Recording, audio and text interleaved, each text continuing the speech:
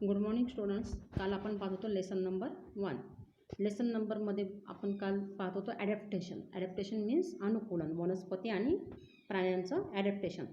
यामध्ये आता आपण पाहूया. आता डायरेक्ट आपण सेकंड पॅरेग्राफ पाहणार आहोत. Desert plants are either lifeless or their leaves are like small needles. काय सांगितलेले ते? डेझर्ट मीन्स काय? वाळवंट. Desert plants are either lifeless means काय?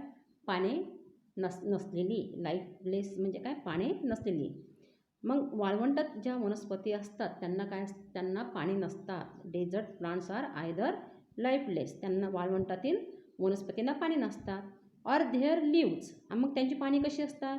R like small needles. Needles means सुई. आर लाईक स्मॉल नीडल्स म्हणजे लहान सुईसारखी त्यांची पाने असतात. Or have been modified into thorns. Modified म्हणजे काय? रचना. मॉडिफाईड मीन्स रचना. त्यांची रचना कशी असते? इंटू थ्रोन्स मीन्स काटे. त्यांचे काट्यामध्ये रूपांतर झालेले असते. As a result they lose very little water bye evaporation. त्यांच्या या रचनेमुळं काय होतं? त्यांच्या शरीरातील अगदी कमी पाणी वाफेच्या रूपात बाहेर टाकल्या जातं. त्यांची रचनाच अशी असते की त्यांची पानं ते लाईफलेस असतात, त्यांना पानं नसतात. आणि शिवाय त्यांची किंवा ती बारीक असली तरी ती खूप बारीक सुईसारखी असतात. आणि त्यानंतर त्यांची रचनाच अशी केलेली असते की त्यांचे काट्यामध्ये रूपांतर झालेले असते. आणि त्यांच्या या रचनेमुळे त्यांच्या शरीरातील कमी पाणी हे वाफेच्या रूपात बाहेर टाकले जाते. इव्हॅपोरेशन म्हणजे काय? की पाण्याच्या पाणी वाफेच्या रूपात बाहेर टाकले जाते. The stem stores water and food and is there for fleshy म्हणजे मांसल. फ्लेशी मीन्स मांसल. खोड काय करतं? खोड हे पाणी व अन्न साठवून ठेवतं. काय सांगितलेलं आहे? The steam stores. Steam means काय? खोड.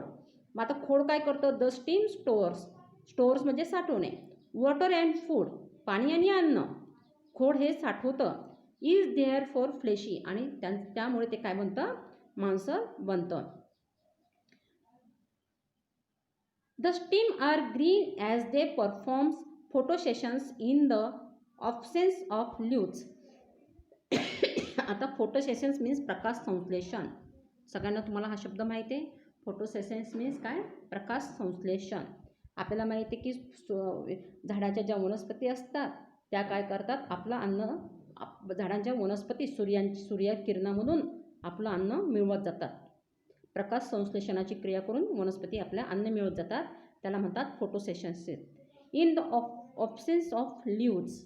आता ऑब्सेन्स ऑफ लीव्स म्हणजे काय? पाण्याच्या अभावामुळे खोडांना प्रकाश संश्लेषण करावं लागतं. The stems are green as they perform photosynthesis in their absence of leaves. पानांच्या अभावामुळे खोडांना प्रकाश संश्लेषण करावं लागतं. देअर रूट्स म्हणजे काय? मुळं. रूट्स मीन्स मुळं. Their roots penetrate deep into the soil. त्यांची मुळं काय करतात? वनस्पतींची मुळं खोलवर जातात. कशासाठी जातात? Into the soil in search of water. मुळे पाण्याच्या शोधासाठी कुठे जातात? ते खोलवर जातात. There is a thick layer of a waxy substance in the stem of this plant too. त्यांची काय होतात? त्यांची वनस्पतींची मुळं पाण्याच्या शोधात जमिनीत खूप खोलवर जातात. तर काहींची जमिनीत दूरवर पसरतात. Substance on the stems. काहींची जमिनीत दूरवर पसरतात. आणि या वनस्पतींना काय असतो? Layer of a waxy. Layer means थर. कालच सांगितलं होतं लेअर मीन्स थर. आणि या वनस्पतींच्या खोडावर देखील मेंचट पदार्थाचा थर असतो. पुढे पाहायचं आहे. Adaptation in plants of snowy reasons.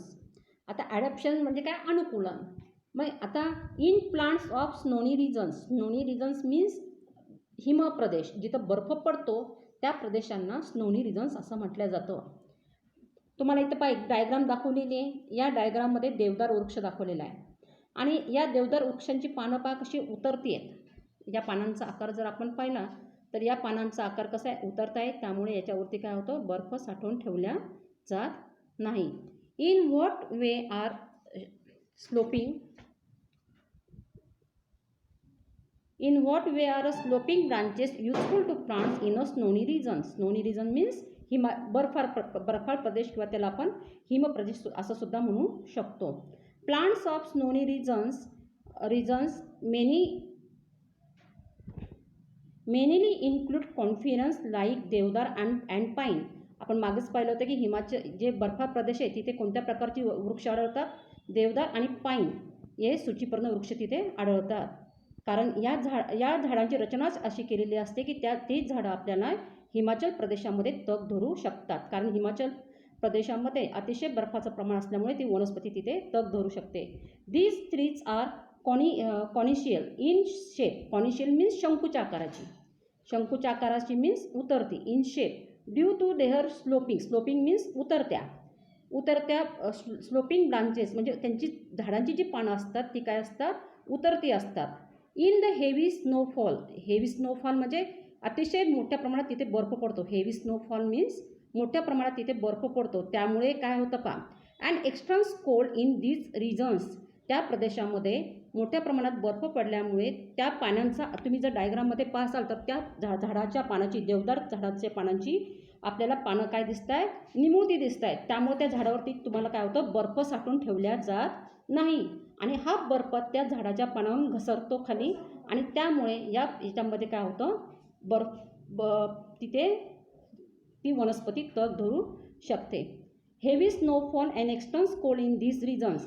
Their concealed shape prevents the snow from accumulating on the tree, and its thick bark helps the tree to withstand the cold.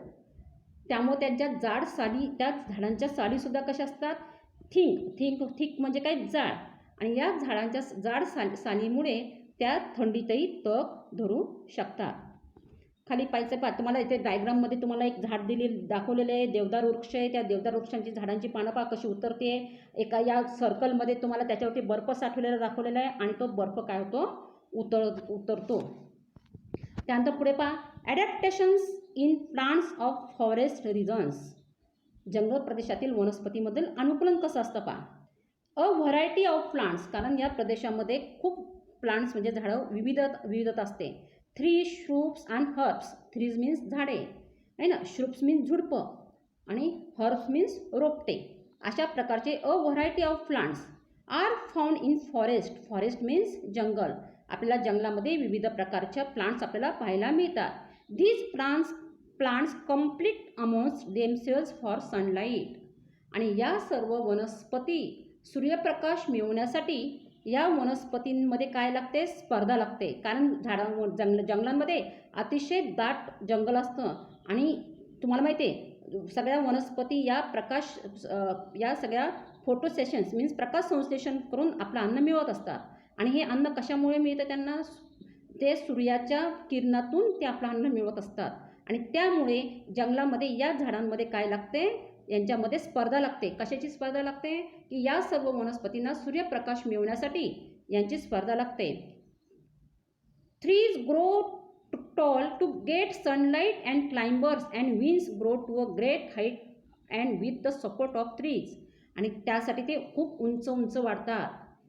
सूर्यप्रकाश मिळवण्यासाठी वृक्ष खूप उंच वाढतात आणि त्यांच्या आधाराने सपोर्ट मीन्स आधार आणि त्यांच्या आधाराने वेलीसुद्धा उंच वाढतात.